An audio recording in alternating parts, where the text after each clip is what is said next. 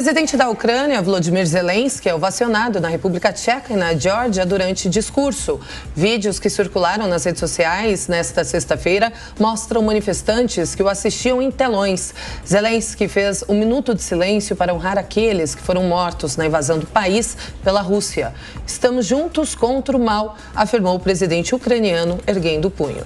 Bom, a Rússia está à beira de um colapso semelhante ou até pior à crise de 1998, diz JP Morgan. Em relatório divulgado nesta sexta-feira, economistas esperam uma contração de 7% no PIB neste ano na Rússia. E dizem que o país está a caminho de um colapso que rivalizará ou até ofuscará o tamanho da crise de 1998. Os economistas estão começando a publicar previsões para aquela que hoje é a 11ª maior economia do mundo. Milhares de voluntários buscam embaixadas da Ucrânia pelo mundo para lutar contra a Rússia. Os inscritos do exterior incluem veteranos do Exército do Reino Unido e dos Estados Unidos. O número vem aumentando e pode formar o maior grupo de voluntários na Europa desde a Guerra Civil Espanhola. Até quinta-feira, 16 mil estrangeiros da Europa e América haviam registrado interesse em ingressar na força. Bom, vamos falar da Renault. Um acordo de $1 bilhão com aliado do presidente Vladimir Putin prende a Renault na Rússia. A montadora francesa perdeu mais de 1/3 do valor de mercado quando Moscou invadiu a Ucrânia. A Rússia é o segundo maior mercado da Renault, que está pagando um alto preço pelo acordo fechado, isso em 2007. O controle da montadora sobre a Avtovaz e a dependência do país são motivos de preocupação para os investidores. Lembrando que grandes empresas já pararam as suas operações e aderiram às sanções econômicas em função do objetivo de parar a ofensiva russa. A hora certa, 9h28. Repita. 9h28. O Tribunal Europeu dos Direitos Humanos exige que Moscou tome medidas para proteger a população civil ucraniana e permitir a sua evacuação. Ao mesmo tempo, o Conselho de Direitos Humanos da ONU aprovou, por uma esmagadora maioria, uma resolução a favor de uma comissão internacional de inquérito sobre as violações dos direitos humanos e do direito humanitário na Ucrânia após a invasão russa. Vamos conversar agora sobre toda essa situação com o professor de Direito e Relações Internacionais do CEUB, Danilo Porfírio de Castro. Professor, bom dia, seja bem-vindo ao Jornal da Manhã. Uma satisfação estar com vocês, Kalino, William, comentaristas, saudações. Professor, já começo, iniciou a entrevista justamente para entender quais são as violações de direitos humanos que sofrem os ucranianos hoje. Na verdade, o que acontece, meus amigos? Primeiramente, como eu estava falando recentemente, nós temos, Amanda, uma guerra propriamente moderna.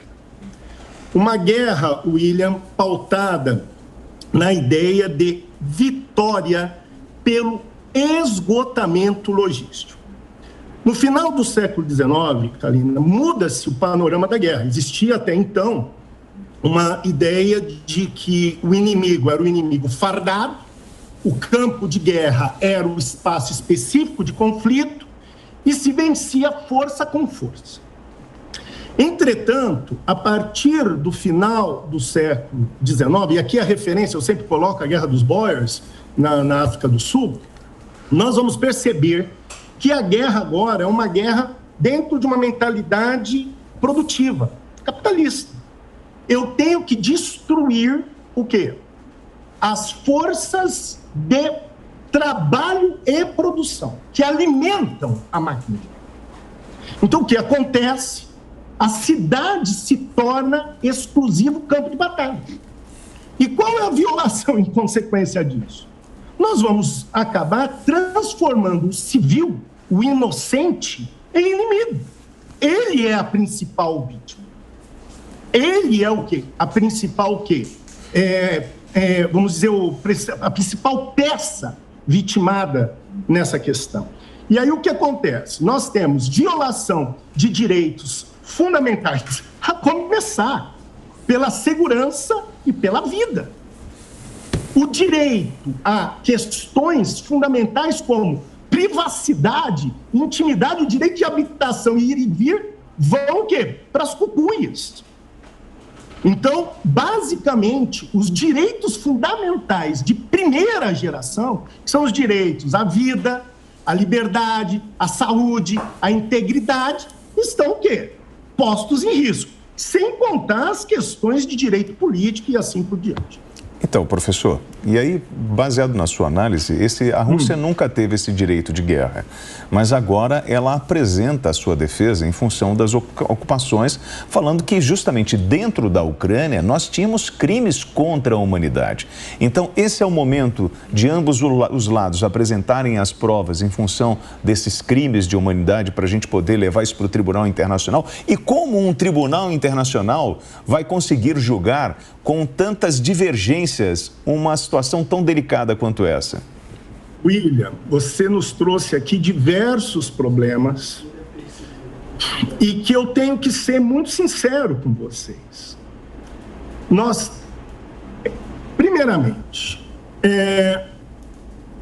o presidente Vladimir Putin, ele utilizou de um estratagema de contenção, de expansão do espaço europeu e da OTAN naquilo que o staff russo considera o seu espaço de influência tradicional, que é aquela região que eu vou aqui só pautar a parte ocidental, que é o quê? Geórgia, Azerbaijão, Armênia, Ucrânia, Belarus, que são o quê? Antigas repúblicas soviéticas e, Kalina, bem anterior, pertencentes tradicionalmente ao Império Russo, né? De tradição russo-ortodoxa. Então, esse é o primeiro ponto. Quando há o fim da União Soviética e a autonomia, né? A soberania desses países, alguns deles continuam a ser sujeitos à questão do quê? Da primazia, da influência política russa. Outros, como a Ucrânia e a Geórgia, buscaram uma aproximação com a Europa e o Ocidente. O que acontece? O estratagema utilizado, Amanda, na Geórgia é a mesma da Ucrânia. Entender que esses países perseguem minorias russas, incitar a autonomia dessas minorias na região, reconhecer a independência, alegar proteção dessas minorias e justificar o quê? Uma invasão. Professor, perdão. Não, pode diga, Kalina. Não, pode concluir o raciocínio. E é essa a questão. Então, o que acontece? Esse é o primeiro ponto, né? Que é o quê? A justificativa. Segundo, vamos começar a refletir que essa ideia de cidadania do mundo está em vigor. O modelo de direito internacional, William, ele é pré-contratual. Não existe um contrato social internacional onde há uma uniformização normativa que sujeita estados e cidadãos. Então, a soberania prevalece. A soberania ainda prevalece. Lamento, nós brasileiros temos esse sonho, né, inspirados na utopia europeia, mas isso não existe. Primeiro, os tribunais internacionais, eles não têm poder cogente efetivo. Só tem poder efetivo a TPI, né, o Tribunal Penal Internacional. Os tribunais penais de exceção, que são criados especialmente, como o caso de Ruanda, Uganda, Burundi, só acontece, só tem poder efetivo quando, primeiro, nós temos signatários, que se sujeitam às regras do jogo, e quando esses signatários são fracos. Os americanos e os russos são países, por exemplo, China, soberanos, com força econômica, força militar.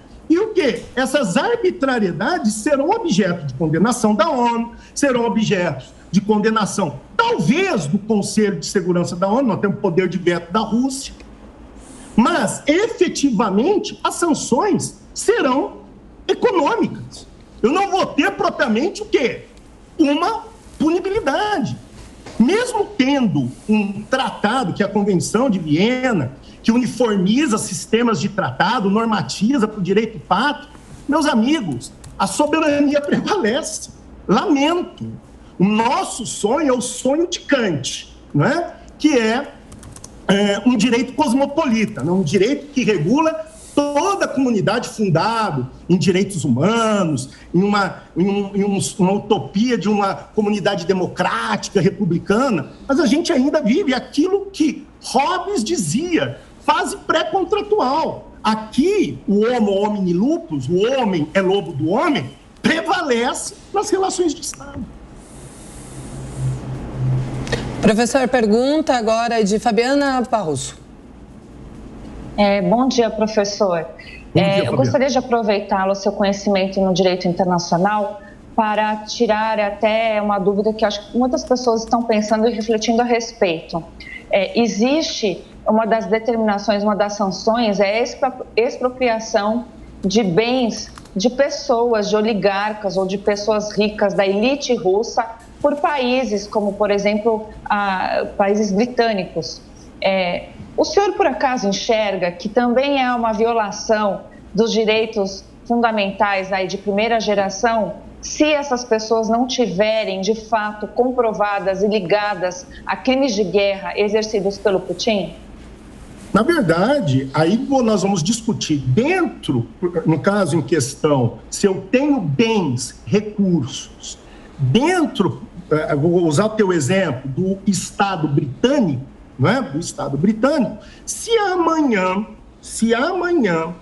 né, eu conseguir provar que eu não tinha nenhuma participação nisso e tive danos de natureza patrimonial ou moral, na justiça britânica, no Estado de Direito britânico, eu entrarei, Fabiana, com ações indenizatórias por danos patrimoniais e danos morais.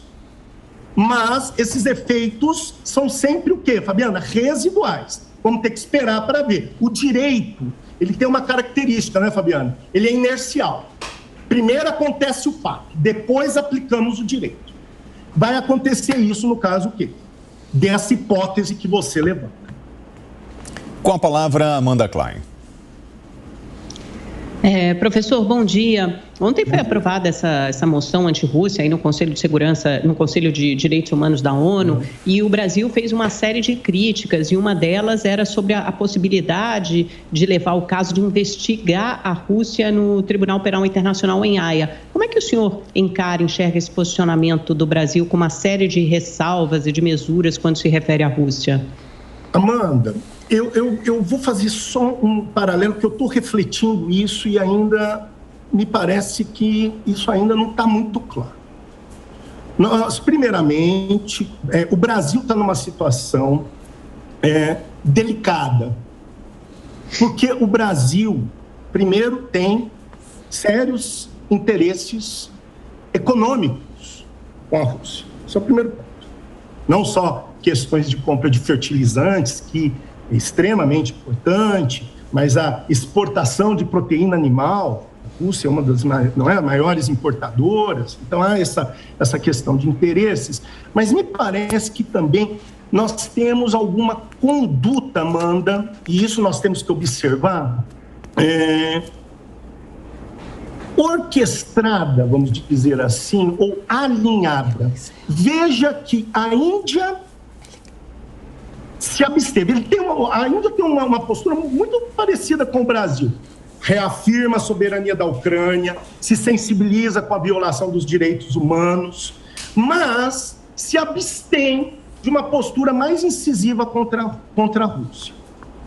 Vemos a China, que também prima pelas conversações, pela negociação, reafirma a soberania, mas nós sabemos de fato que a China está dando um certo escoro, vamos dizer, econômico, né, para a Rússia. O Brasil também também age com esse discurso de investigações, de o quê? Vamos dizer, de defesa da soberania, da proteção dos direitos humanos, mas também toma uma postura, vamos dizer, abre aspas, neutra. Você percebeu que eu falei dos BRICS, né? Eu falei dos BRICS. Então, me parece que há o quê? Uma composição ali do quê? Vamos dizer, de uma acomodação onde eu condeno algo, mas me abstenho da efetiva arbitrariedade, como se o quê? O problema não fosse dos países em si, mas da comunidade como um todo. Então, que a ONU o quê?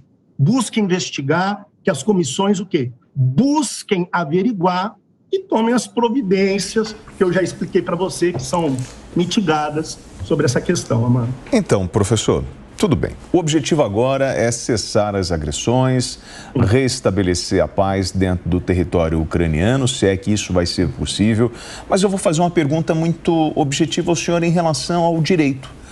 E os efeitos desta guerra? Quem vai pagar essa conta? Porque, assim, a inflação está subindo no mundo inteiro, nós vamos ter escassez de produtos, estamos pagando mais caro, estamos gastando uma fortuna com reuniões, com mobilização de tropa, com aviões abatidos, com as vidas perdidas. No final, quem paga essa conta no dinheiro?